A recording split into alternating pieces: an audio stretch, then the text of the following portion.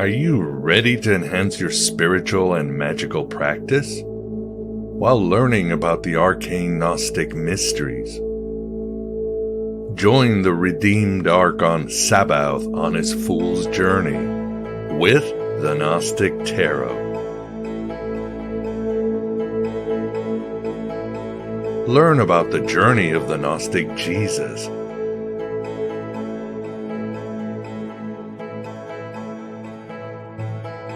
Follow Mary Magdalene in her quest for forbidden knowledge.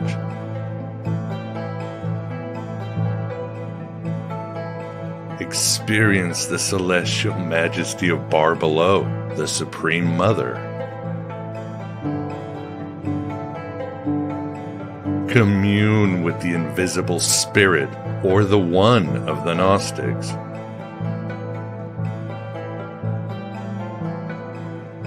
Accompany the Gnostic sage Marcelina as she weaves primordial mysticism.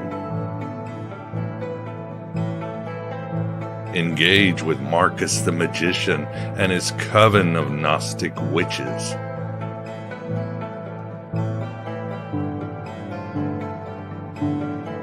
Experience the fall and liberation of Sophia in the simulation. Also discover the sagas of Abraxas, Simon Magus, Thunder, Valentinus, and more. In the end, see if Sabaoth and Sophia can unite to defeat the Demiurge. The Gnostic Tarot is perfect for divination and gnosis, the knowledge of the heart. Cast alchemical fire upon the world like Jesus in the Gospel of Thomas.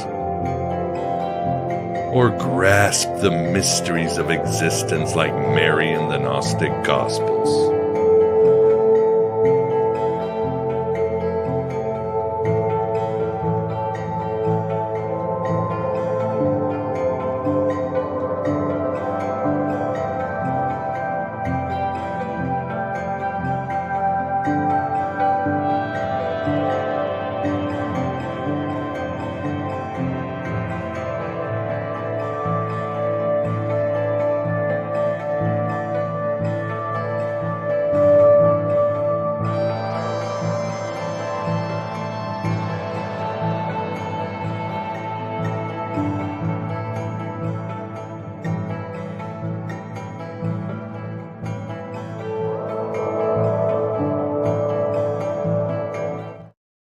Heresy shouldn't be this much fun, but it is. It just is, especially when you arrive to Aeon Byte, one of the districts of the Virtual Alexandria.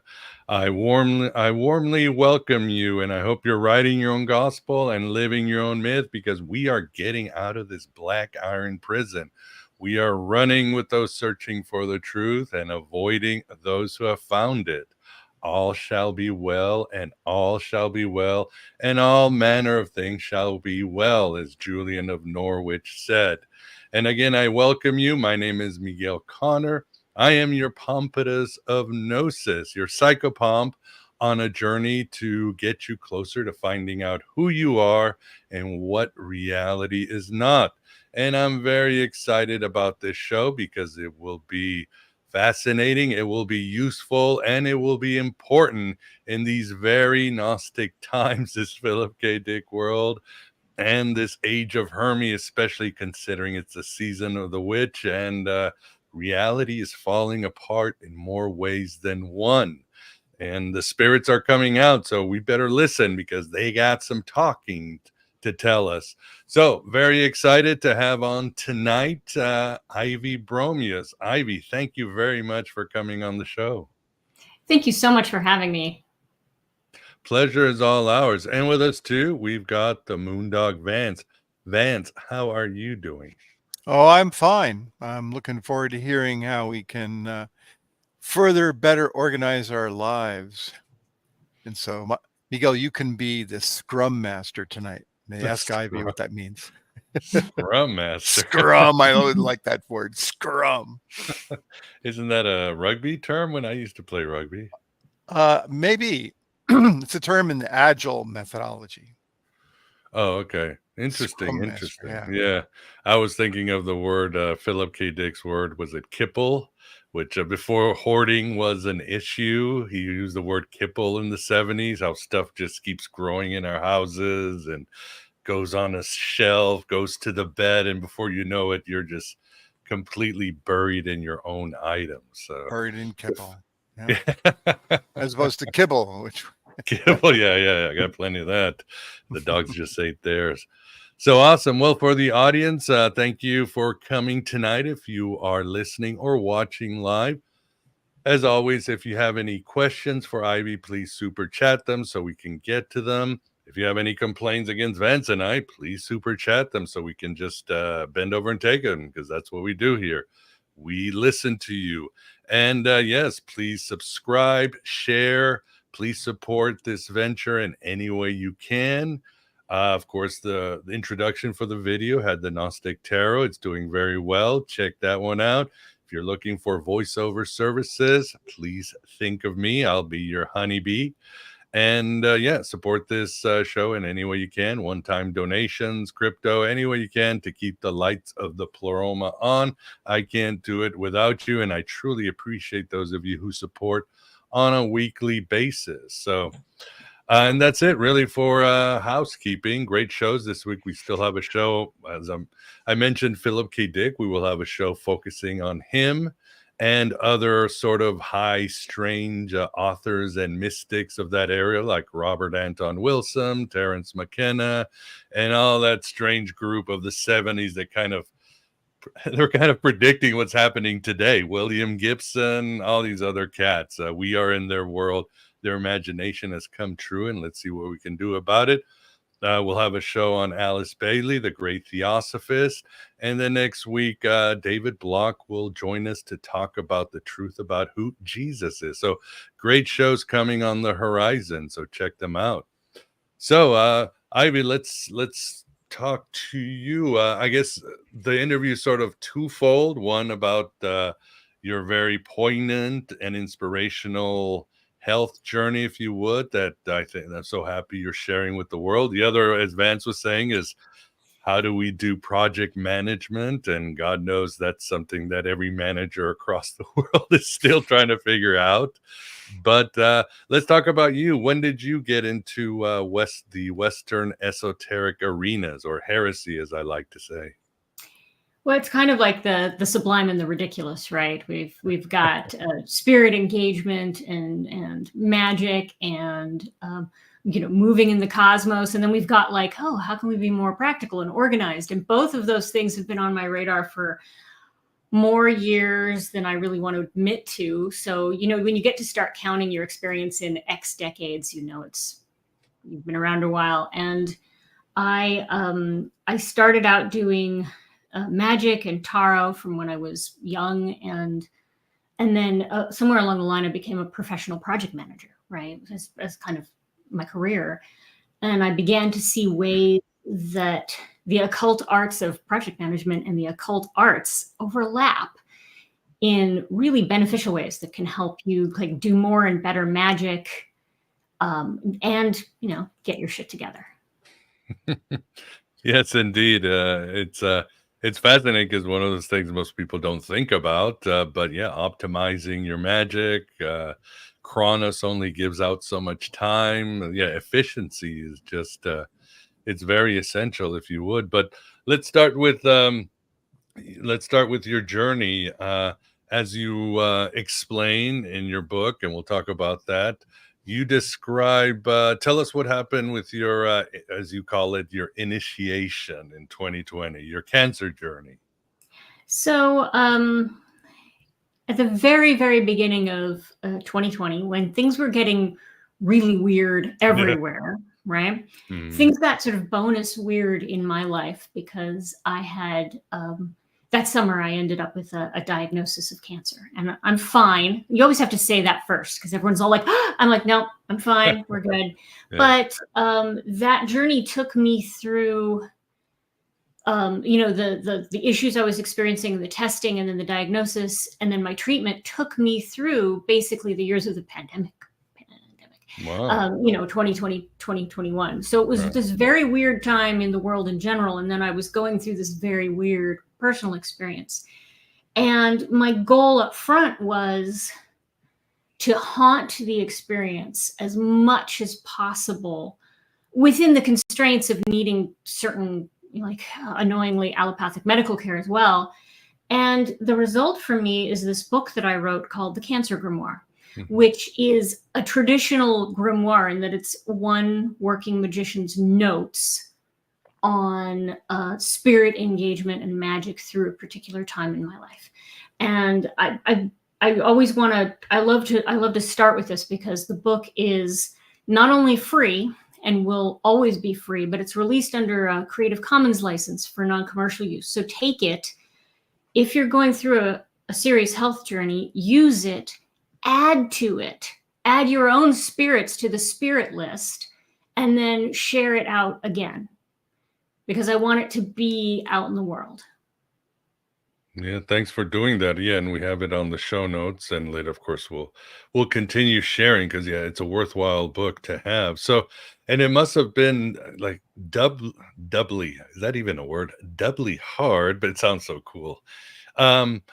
Because 2020 and 2021, it was a different the mechanics were different, right? You were probably very isolated. It's not like people could just go to the hospital, and it wasn't like it usually is, right? That must have made it so much harder, right, Ivy?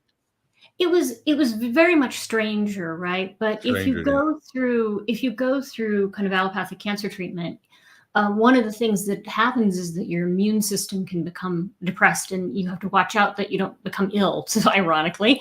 Yeah. And so I actually decided to sort of take it as it was a very leonine kind of, I'm the center of the universe vibe. Like, yes, I'm immunocompromised, so the whole world should stay away from me and mask up, which is an ironic sort of approach to fundamentally ridiculous global situation. But it was scary because, for example, so like my husband couldn't come with me to my treatments. There was like the first one, yes, and then it was a big deal, and then no. So it was odd and a sort of a strange, but then I decided to approach the entire experience as an initiatory experience. And so those are fundamentally singular and private. You go through those alone. And what do you mean? Yeah, what do you mean by initiatory? Because we all use words like initiatory and enlightenment, in our community, we just throw them out. But what do you mean by initiatory? Well, so when I was young, I had an experience that fundamentally changed me, and it was not pleasant. It was frightening and terrifying, and it was about 5 weeks of my life, and it was not a great time, but it changed me. And I always considered that kind of my initial initiation. At the time that happened, I was an extremely young adult, and I had this sort of it was like a growth experience, but growth in the negative form of the word, like the tearing asunder and the reassembling. And it was very Dionysian, and it was very weird. And then 30 years later, on the Saturn return of that event, was just around the time that I had this diagnosis. So it was natural to me that this was going to be another experience that would change me, which means apparently in 28 more years, I get another one. Like, I have no idea how I'm going to manage it at the age I will be then, but maybe I get a third one when I'm extremely old. But it was natural to me that this experience was going to be the same. It was going to change me, and the change was going to be challenging. Obviously, it was not a fun time, and that I was going to come out of it different. And in fact, it doesn't even matter what the experience objectively was, because it was my perspective on the experience being initiatory that gave it its power and got me through it. Because when you get a diagnosis like this, it might be fine and it might not be. I'm not going to pretend like you get my book and then you'll be fine, right? Sometimes that doesn't happen, right? But that's what fundamental change is, right? Sometimes you get pulled through and then you keep going on in this life and you're changed. And sometimes you don't, and you go on to something new and you're changed. That's initiatory. Well said indeed. Yes, Yeah, it's joining something, but I think it's a given true initiation that also part of you is not gonna make it. You're gonna be changed forever, whether it's a mystery religion, Freemason, even a fraternity. Part of you is meant to, like, stay behind your childhood forever, right? And you are supposed to be transforming a new being in a lot of these initiatory rites, whether it's Freemason, mystery, or Gnostic. You're supposed to go into the underworld and die. Right. And stuff gets taken from you. And Right. then stuff also you can sacrifice, right? So like in terms of I have fewer lymph nodes now, right? Like there was literally a sacrifice of part of myself in a very like blunt, literal context. That said, this journey to the underworld was one of the key models I took to get through the experience, because as I began treatment, one of the things that happens is, of course, your hair falls out. Like I had really long hair, and then I had no hair. Right. Now I've got like a little bit of hair. And the thing that really resonated with me was Inanna's journey to the underworld, because if you read that original story, she has to give up her crown, Right. her fancy clothes, her jewels. And to me, giving up kind of my health and my hair and all of that was really resonant with that. And obviously, when you get a diagnosis like that, our mortality is immediately in front of our face. We can think about it, we don't think about it, but the great initiation that is physical death is in front of us. How was your views on death then, and how are they after you went through the initiation? Or have you always just you've known death all your life? Well, it's interesting because I would have said, because of my practices kind of in sort of like early initiatory witchcraft and the work that I would do, I would have said that I was, oh yeah, I'm much more comfortable with death. In the Western world, we're terrible at death and nobody's comfortable with death in kind of Western society. And so I was like, no, I'm much better. Well, yeah, no, maybe not. When you go through an experience like that, you really get confronted with that as something that happens, and you get it's really vulnerable, and it really exposes you, and it's a very raw sort of thing to go, oh, I thought I was down with this, but no, now I'm really learning really important messages and lessons around this. And so yeah, it's one of those things that you think you know, and then you go through it and you're like, I didn't actually know what that would feel like to have that be kind of like it's on everybody's bingo card eventually. The way I say it is like the last stop on the train line is the same for everybody. Like we all end up at the same station in the end of each life. But going through it was a really sort of eye-opening experience. And did it make also at the same time life seem so much richer and fuller? I mean, you probably every cup of coffee or conversation with your son, you probably was just like, this is it. It's so holy. Memento mori, right? And I was Yeah. I was a student of kind of Stoic philosophy beforehand, and even more so now, where I'm like, yeah, this is something we have to keep in mind. And I have to say that the period after I ended my treatment was, I was filled with like this incredible amount of sort of peace and joy and a sense of immediacy and presence in my life. And holding on to that has been one of the like my goals since. And I've talked about this on my blog, right? Because when you do kind of the work we do and you sort of like a public face, it's weird because there's this risk that you're like, no, my life is always perfect. Yeah, no, not so much, right? It's actually a real challenge to remember those lessons ongoing, but I don't want to have to relearn them the hard way. Exactly, indeed. And you write also in or in your book about how a diagnosis can be a sort of a curse. It can really affect you. How did you deal with that, or how should people deal with these things? Yeah, I think that's a Gordonism, right? That a diagnosis can be a curse, and Yeah, I I get think that. maybe I heard it from him saying like that. Yeah, I No, heard he has a real point. Credit where credit is due there, but like, no, he's got a real good point, because I was like, I don't have cancer. It's ridiculous. Duh, right? And so I thought to myself, when I got the diagnosis, I was like, I don't necessarily like this. At the same time, this was an experience I was going through. So there's something really powerful about, it's like almost like embracing the curse and reflecting it back. It's like hex breaking, right?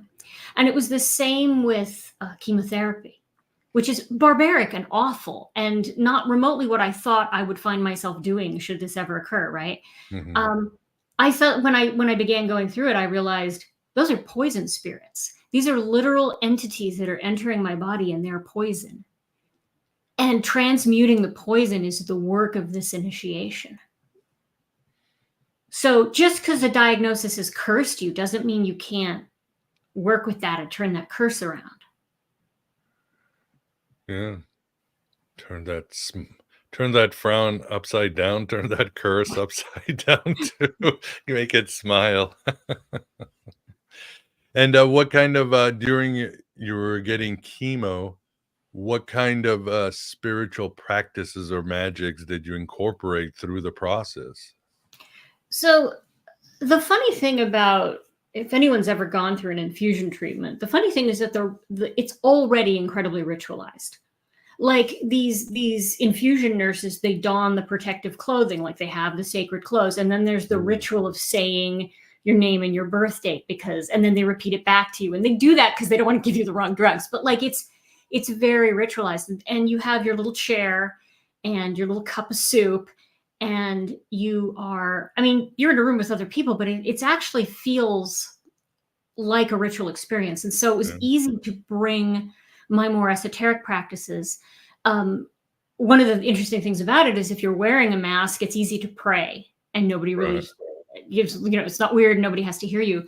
So my process went like, I would read the poetry of Enheduanna, right? The earliest known ritual poetry to Inanna, and I would read that as we were getting going.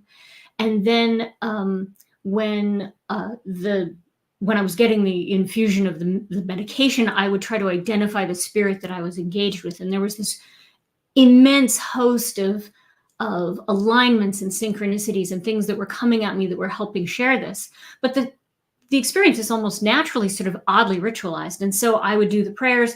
One of the medications I associated with Mary, Empress of Hell. And so I would do the Mary Oliver's Rosary just under my blanket and pray the Rosary. And then for another one, it was clearly a red dragon. And in fact, the oncologist used to call it the red demon, which is, these are the science nerds who don't believe in any of this, right? Right. And so I did the Ho'ophis. And so part of the process was that very grimoire, Goetia kind of process of saying, okay, here's a spirit. Who are you? What is your name? How can I bind you? And how can I get you to work with me and not against me? And that was literally the process I was doing throughout. Fascinating. Yeah, I almost could see you, and one day you're there with all these other people, stand up and saying, ladies, we're going to create an egregore. Who's with me? They'll kind of look at you like, okay, but a pity. You could have created an amazing egregore, right? Some thought forms with that. Well, it's fascinating because one of the medications I received got hand infused, right? Sometimes there's like they just hook you up and then they leave you alone and you can like meditate. But one of them has like the little nurse literally sitting right in front of you, and I was tapping, and she's like, "Are you okay?" And I'm like, "I'm telling the medicine where to go," because these things wreak havoc. It's like incredibly barbaric, right? It's ridiculous that we do this. What do you mean by barbaric? I honestly don't know. So the way chemo medication works is it kills all the fast moving cells in your body, which is why your hair falls out and you get sick and your nose bleeds and you have sore gums and whatever happens to you.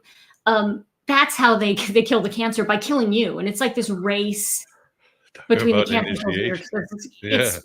It's like bloodletting. I don't even why do we do this?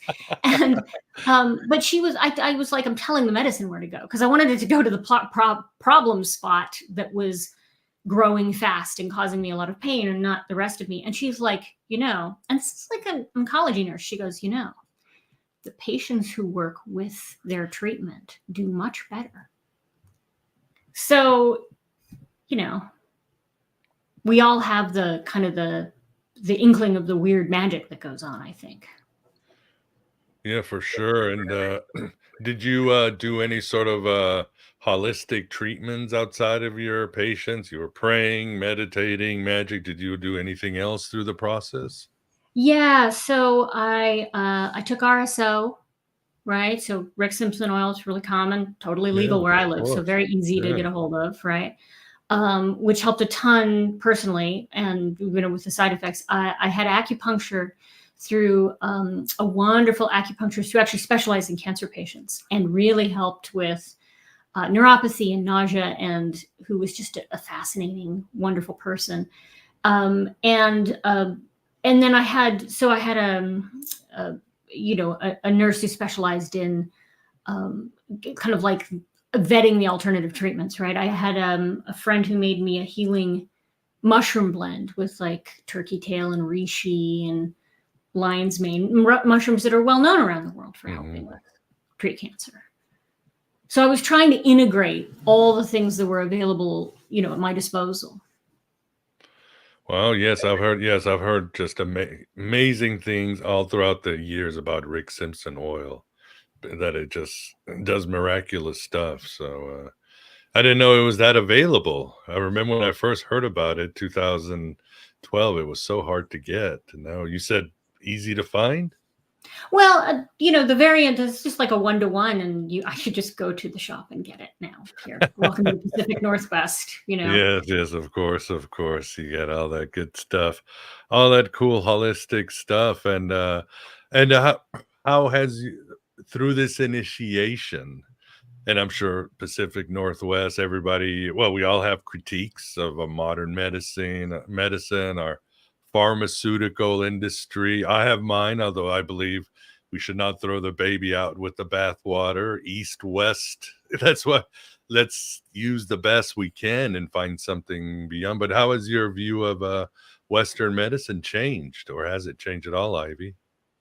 Well, I think that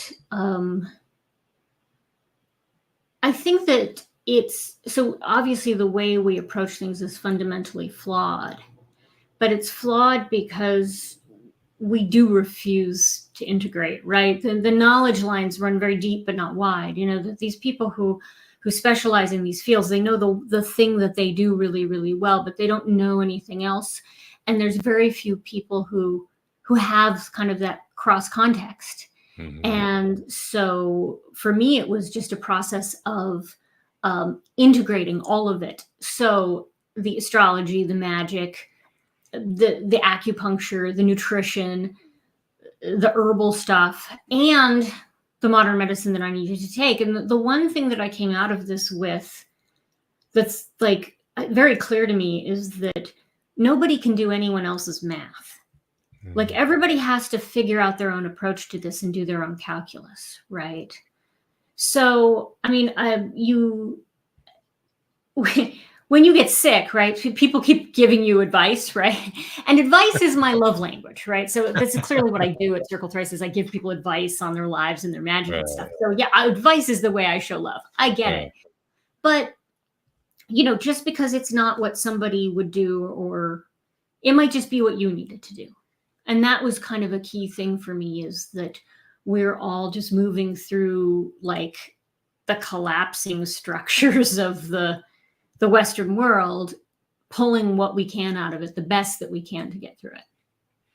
So a lot of it too is know thyself, right? Listen to listen to your body, your intuition, so you really know which way to pivot when you're getting these treatments, when you're deciding, I'm going to use this, I'm going to use that. And of course, the other one, isn't it? Don't scare yourself to death, because you could stress yourself to a literal grave before it's over, right?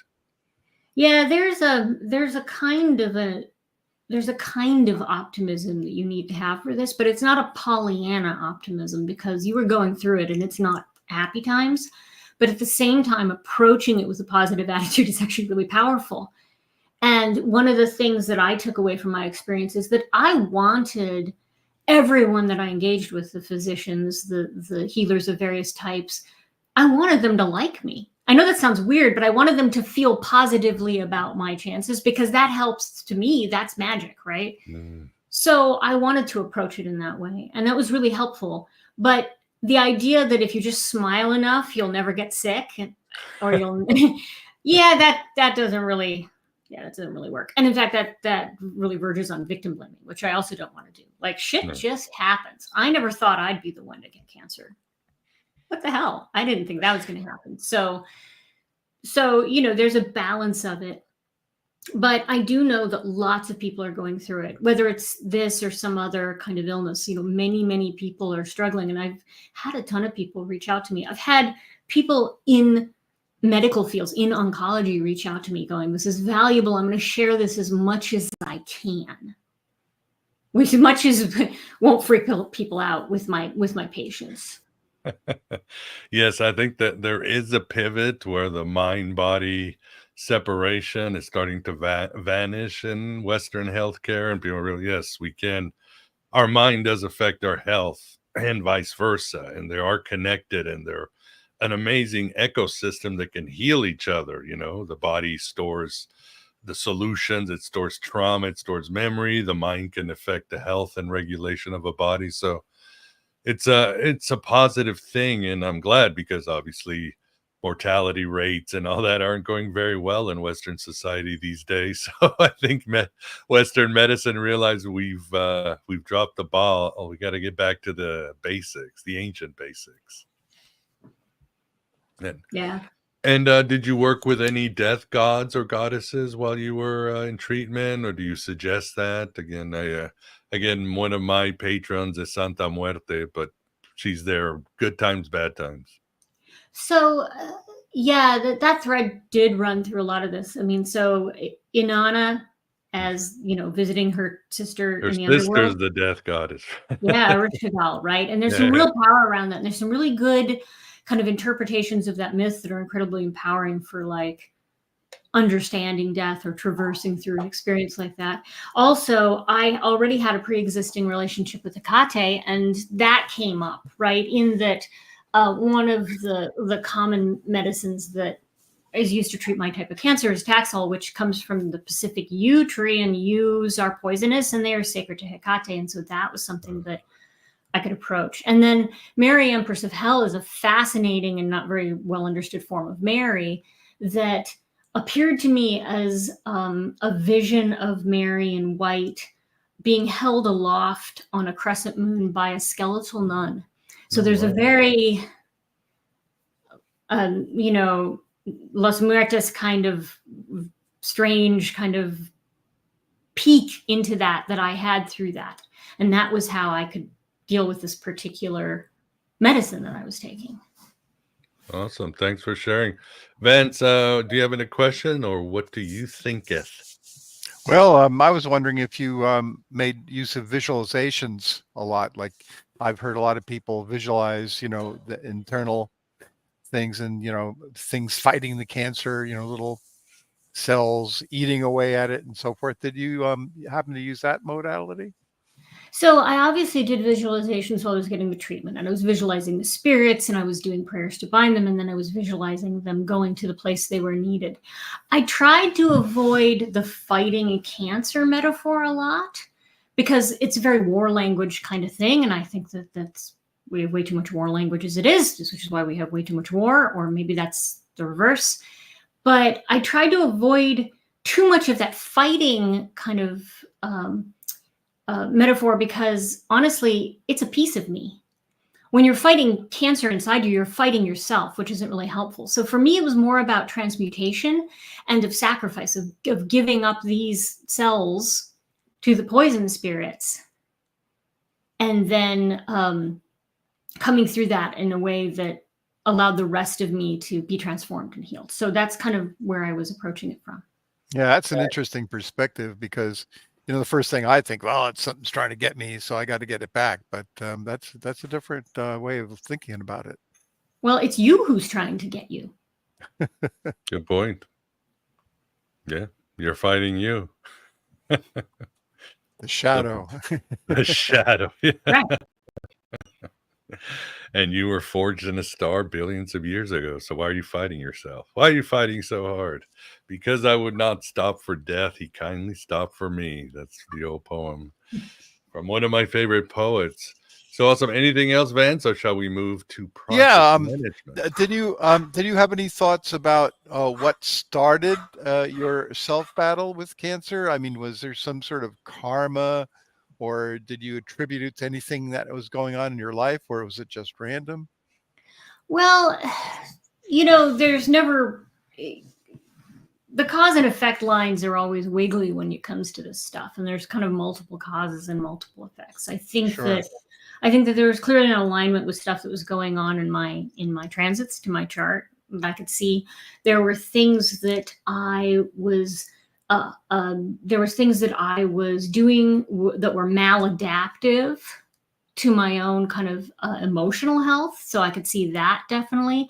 And then there were things that I change in my environment, right? Like around how I hold my cell phone and some of those things. There's stuff that I saw as possible causes, but there's a really risk to say, if you do X, then you get cancer, because that line doesn't always work, right? So it's not about cause and effect so much as it is about being cause and effect in the world, right? Like the world is causing and affecting all around us, and we're just caught up in it. The fates.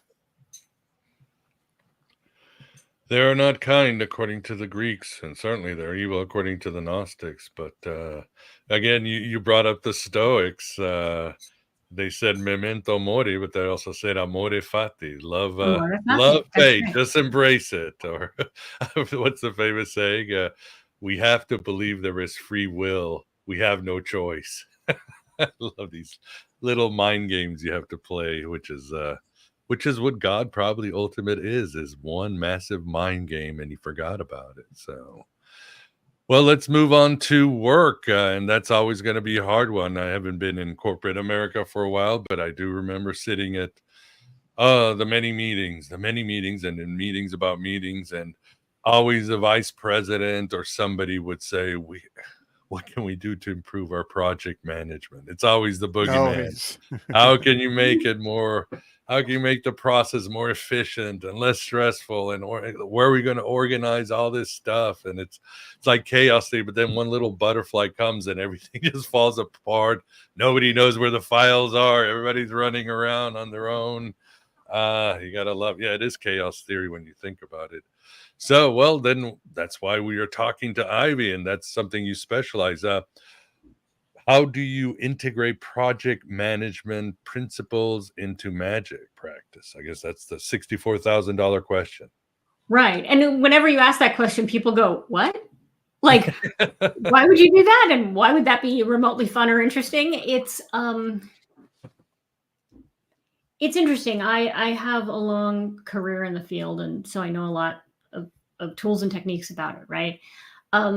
There's a reason that the corporatocracy spends just billions of dollars on this and pays people to do it and has certifications, and it's because it helps people get things done. It helps teams get things done. It helps individuals get things done. And here's the thing. I like the idea of stealing those things. Let's steal that shit from them and use it to get our own shit done. Like the stuff that we want to do, the goals that we want to accomplish, the better world our hearts know is possible, right? Like we have to build that, and somebody's got to do all those tasks. So if we want to move from dreaming that world into existence to making it with our hands, then it makes sense to use the tools that work. And the reason that that's so powerful is because, one, I call it Robin Hooding, and I like the idea of stealing those tools and then using it for interesting and cool stuff. But two, we live in a high chaos environment, right? No. And when I used to talk about this, I used to have to actually explain that, but now nobody needs that explanation. Everyone's like, yeah, we sure the hell do. 2024, we've all lived it. We're in a high chaos environment, and there are specific tools in project management that are called agile tools that are built for high change, high chaos environments. Mm. So I have a lot of experience with those tools and techniques. And with just a little jailbreaking, they work extremely well for getting to like for reaching goals that aren't just practical, but that are enchantable and magical and intuitive, and for getting things done in a way that's cyclical, like the moon and the sun and the stars, right? That rotate and move through the flow, and being in tune with your environment in a way that allows you to be responsive and flexible. All of that's incredibly magical. It's not remotely mundane or boring, right? Mhm. And by sort of embracing the parts of these techniques that allow people to, flexibly roll out software things, right? Groovy, another app, but you can use them to do whatever you want to do with your life, whether that's the practical stuff like ensuring prosperity and security for you and your family, which is a totally legitimate goal, or for things like making art. So, like, how many folks have some kind of passion or dream that they want to manifest in the world, but it gets subsumed and buried under all of this other stuff that comes at us Mhm. every single day? And so the ability to use these tools to help with that, plus to completely integrate magic into them, is incredibly powerful. And I am all about doing the more magic, right? Like, I am all about, don't cordon off the enchantment into the one full moon time where you manage to get the night off and the weather's good. Do it all the time. Do it every Right. day. What are some of the tools that you're talking about? We wanna Well, hear. you I want to mean, for know. me I mean, for me, like, magical tools, for example, the I Ching, that has saved my life and my work and everything. I mean, great advice. If I'm on the war path in the morning, "No, Miguel, you need to go over here," or "You're getting walked on, you need to put more focus." I mean, it's invaluable on my for I Ching. I've been doing it even when I was working for other companies, and God bless the I Ching. I love the I Ching, and I've done it myself. I have the little yellow book. I've had Mm, it for decades. Yeah, it's great stuff. But the thing about what I do and I teach kind of on my kind of through my site is that it's sort of tool agnostic, right? And so my approach is that you need 4 kinds of tools in your toolbox. mm, Everyone should start out here. You should have some sort of spirit engagement. And if you're brand new to it, you start with your healthy ancestors. You need some kind of altered consciousness technique. Meditation is your baseline, but it could be right. anything, right? Visualization, journeying, all of that. You have an odds manipulation thing that's some kind of spellcraft or intention or sigils or whatever it is. And then you've got some sort of divinatory tool, whether that's the I Ching or it's Tarot or whatever.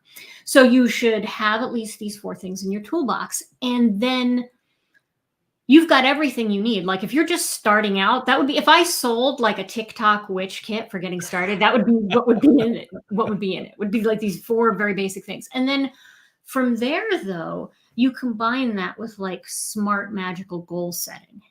So Mhm. you make goals that aren't just blobs of goo, but they're actually doable and measurable, but also guided by spirit and enchantable. And then you have this cyclical model, which I like to call cycle mapping, but it's based on Agile, which I think Vance knows all about, right? Like, it's based on the Scrum Master taking a team through a sprint cycle, but you're just doing it yourself. So it's much more of a mapping exercise where you have a cycle, and at the beginning and the end of the cycle, at the liminal point between, you take a moment and you reset course and you think about what the next map is. Because when you're going toward a goal, in our high chaos environment, it's not like that's usually all mapped out for you. You're creating the map. It's like you're navigating, right? You have to climb the mountain and then you have to sight on the next thing and look at the sun and get your compass out. You're creating the map as you go. And it makes it much more flexible, and it eliminates a lot of risks, like where you spend a ton of time at the beginning of a project dreaming about it, but it doesn't go anywhere, or you spend a ton of time planning, but as soon as things go sideways, your plan is crap and you lose energy and give up. And all of those are things that happen. And so that's kind of where my approach is. So it's about having achievable goals, right? Goals you can reach, and then having the cyclical process for going through all the tasks, and then finally making smart habits and using magic to make habits. That's the thing I'm working on now. Is like I'm working out a course on this where using the best in what's known about how habits are formed, so that you can leverage magic at your own habits. Which is something that actually doesn't work very well. Like if you've ever tried to like enchant yourself to do something, it kind of doesn't work. And I think I know why it doesn't work. And I have some techniques I've tried that have really helped me magic around that block so that I can form better habits. So, I was thinking of Mickey Mouse and the brooms. Didn't work out for him either. And I'm assuming. Oh, Miguel dropped out there for a second. Uh-oh. That's what he gets for assuming. We lost him.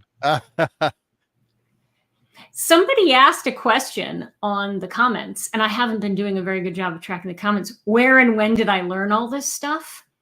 I love this, by the way. This is a great comment. I've been a project manager for a couple decades and been doing magic and tarot for a couple decades more. So the when is just, hey, I'm older than I look, you know? Hey, Miguel, we missed you terribly. Can you hear me? Yes. We sure can. Network glitch there. Hello? Are you there? Hey. I'm back. Sorry. Lost my power. It's really windy over here.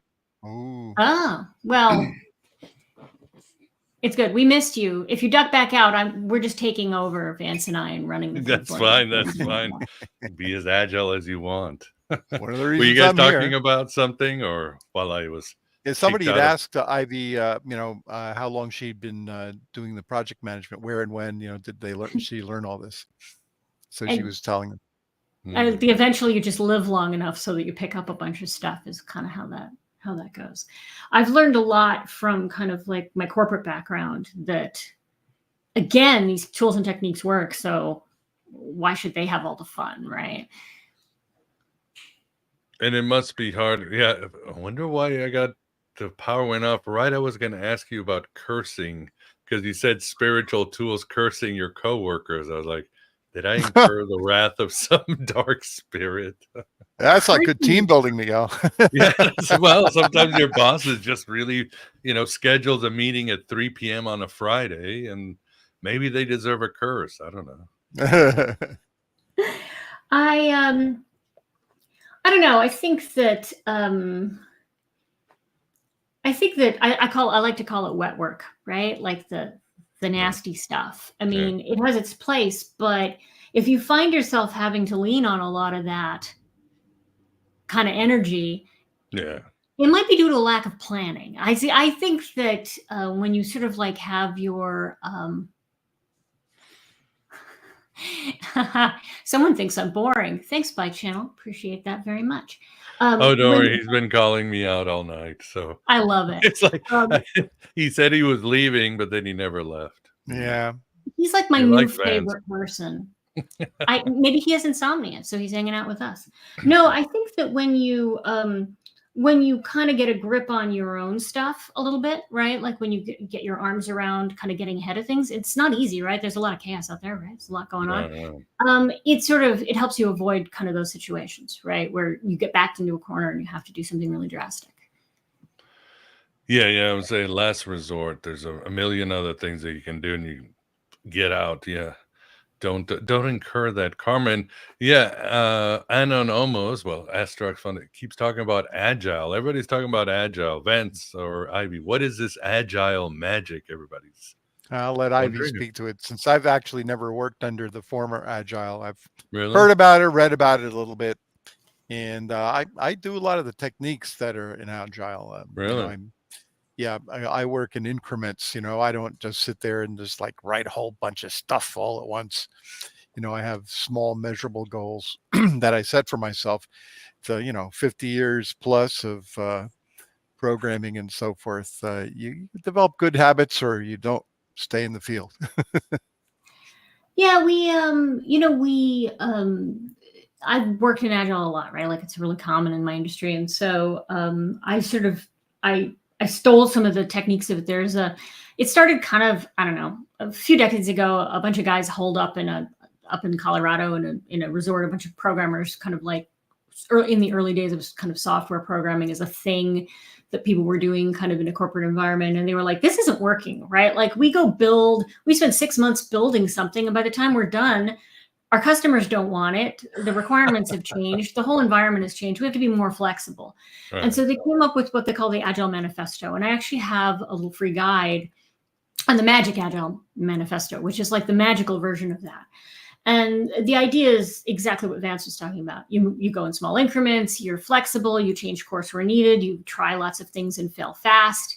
And all of those things just over the years have become even more of a match, not just to developing software, which has always been sort of a chaotic thing, but the world as a whole, right? So that's kind of the source of my approach to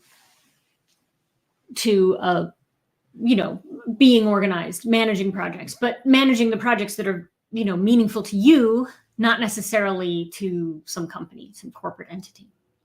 I like that. Fail fast. Make sure you get that out of that. What does it mean? Just get it out of the way? Get the mistakes out of the way? Or well, try stuff, keep your investment low, and if it's not working, then try something else. no. Yeah, that seems certainly very logical too. And what about the idea in project management, or when you talk to companies or people, the idea of a collective, again, we're talking about egregores, a collective healthy psychology. Does that ever come into part? Like I have my friend Rachel Connerly, and she uses Jungian approaches for companies because she sees, the psyche is a bunch of conflicts and shadows and all that. And eventually it becomes one collective, deranged, psychotic ego running the show for the whole mind that is supposed to be the company. And she tries to integrate the entire company, so it's the individuated psyche. Do you do any work that is similar to that from a magical perspective? So the whole of Agile is based on running a team, right? Because it's like a corporate thing, right? So you're running a team through it, and the idea is that the team works in a sort of like an empowered way where members of the team are self-organizing and can work toward the goals themselves. So they set the goals and they work toward them, and then and that's kind of the corporate view of it. From an individual working on an engagement, it's much more about like your engagement with the larger world, right? So your networks, whether those be spiritual or local, your neighborhoods, your biome even, right, are all part of kind of the team that you're in. And if you work in a way that's self-organizing with those things as opposed to against them, then things tend to work more smoothly. Agile is a corporate tool, right? So one of my jobs is to take this non-magical corporate tool and yank it out and enchant the hell out of it. And that's kind of what I've been kind of working on personally for a really long time. And then eventually I'm like, maybe other people might find this useful as well. So more people can be doing more cool things in the world. And you can maybe you should call it Magile. I suppose I could. Yeah. Feel free. Yeah. Sorry, Miguel. What were you saying? I don't know if I can. Okay, I have to stop laughing. But you could turn it around and use project management to have a more efficient magical life, right? I'm sure you meet magicians and witches and all that can use a lot of help, or they will not use like a tarot app to save their lives when there's really nothing wrong with leaning on it here and there. So one of the goals is to to be more efficient. And I'm a big fan of the minimal beneficial kind of ritual, right? Like I don't have a lot of time, so I want it to be effective, and I don't want it to take forever because I have a lot going on. But it's not just about being more efficient. It's literally about being more enchanted, because the more magic you do, the better at it you end up getting, as with most things. And then the better the results are in your life, right? Right. So while there is a benefit and something to be said for the big ritual that you do at the elected time, and it's kind of like it's a lot of effort and you put the big weight in, that's valuable, but so too are the small enchantments that you do every day. And so I like actually have a whole planner that's based on all of these various astro alignments, including the Hygromentea lunar days, which I got from Gordon, shout out to him, and all of these other astrological elements that come together and say, today would be a great day for X. Mm. And then I have a whole planner on that. Like you could go through and you could say, hey, I've got a little free time. What sort of quick, repeatable ritual could I put together with my 4 tools to help manifest something good for the day? Love it. Thank you for that. What about you, Vince? Do you use, I mean, you've been doing what you've been doing for so long. It must be, you could do it in your sleep. Do you have any sort of magic or metaphysical rituals for your job, or Yeah, a couple of things, and one of them, the porcelain porcelain gods. gods? Yeah, yeah. The Should I morning tell the story? constitution. Yeah. Sure. It's here, Ivy. You'll think this is pretty good. I noticed one time I was working on a very difficult project, and I got stumped quite a bit. But I noticed that whenever I went to the men's room, all of a sudden things would become more clear. And apparently, the proximity to the water and so forth, put me in a different state of mind. So that was my ritual. I would go then I started when I got confused or wanted my head clear, or I wanted an idea, I'd go there. And to this day, it still works. That's and the other thing was the scrying. Although we don't have listings anymore. I'm so old that we used to have big, thick listings, So I'd be sitting there, at 3:00 in the morning, debugging the operating system and couldn't find the bug. So I'd open up the listing and I said, I'm going to just go to the place where this bug is. So and I'd feel where it was, I'd tune in to where it was and I stop on the page and there it was. That's the piece of code that was the problem. And I don't do that a lot because I have this weird feeling that if I use it too much, it's like cheating. I'm supposed to, use my own head most of the time, but I use it for emergencies or whatever. And those are the things that come to mind that I do. Intuitive. Well, and I think anything out there can be enchantable, right? So the joke about the porcelain gods is funny, but we happen to have a septic system at our house, right? So we're not on city sewer, we have a septic. So I have a really good working relationship with Venus Cloacina, the Roman goddess of the sewers, because I want my septic to be healthy, because a healthy septic system is good for the household, which is, just like good for all of us. So there's ways to enchant anything. Wow, one of the porcelain gods. I didn't know the names of any of them. Now I know one. We have a septic tank too in this place, so I guess he's out there helping me out. Yeah. Well, Vince, have you ever had a meeting on a Zoom call and been in a stall so you can have a great meeting? No. No, they won't accept that. Yeah, they draw the line. No. Yeah. Yeah. And as we get to the end, Ivy, when you're talking about the 4 tools, you talk about healthy ancestors.